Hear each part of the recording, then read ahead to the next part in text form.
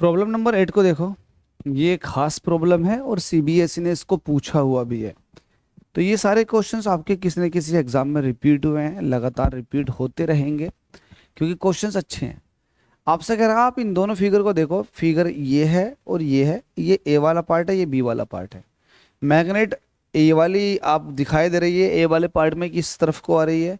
तो आपसे कह रहा है प्रिडिक्ट करो the direction of the induce current. Induce current की डायरेक्शन इस लूप में कैसे दौड़ रही होगी वो बताओ। तो पहले इसको देख लेते हैं।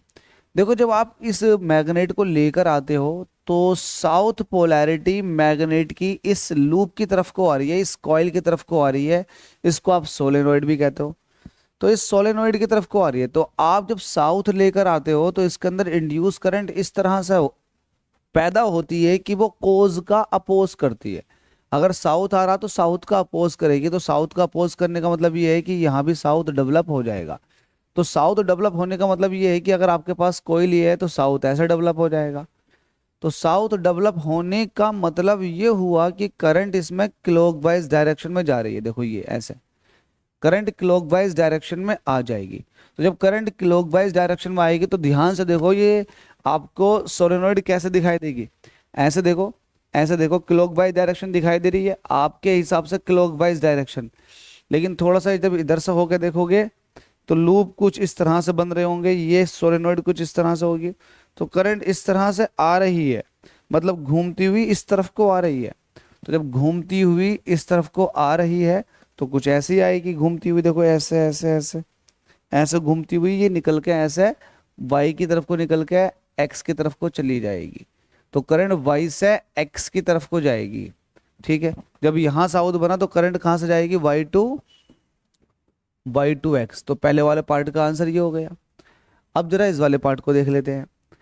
इसमें साउथ नॉर्थ जो है इस वाली कोइल से दूर जा रहा है और आपको पता है इंड्यूस ईएमएफ इस तरह का जनरेट होता है कि वो कोज का अपोज करता। तो कोज ये है कि नॉर्थ का दूर जाना, और इसका अपोज होगा कि यहां पर रोकना। इसको इसको रोकने के लिए यहां पर ऑटोमेटिकली साउथ डेवलप हो जाएगा। और जब साउथ डेवलप होगा तो ये केस सिमिलर हो जाएगा ऊपर वाले की तरह। मतलब करंट जो है वो y1 से x1 की तरफ को जाएगी। मतलब अगेन इसके अंदर करंट भी ऐसे ही आएगी जैसे ऊपर वाले में आई थी। इसका देख लेते हैं। इसमें साउथ जो है इस तरफ को जा रहा है। जब साउथ इस तरफ को जा रहा है तो यहाँ पर अपोज करने के लिए साउथ लग जाएगा।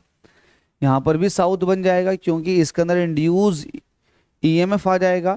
और इंड्यूस ईएमएफ की वजह से इंड्यूस करंट, और इंड्यूस करंट जो है एक मैग्नेटिक फील्ड पैदा करेगी जो इसका अपोज करेगी। तो वो अपोज मैग्नेटिक फील्ड जो है वो ऐसा होगा कि यहाँ पर साउथ डेवलप कर देगा। तो जब साउथ ये हो गया तो जाहिर सी बात है नॉर्थ ये हो जाएगा। जब साउथ ये हुआ है तो नॉर्थ ये हो जाएगा।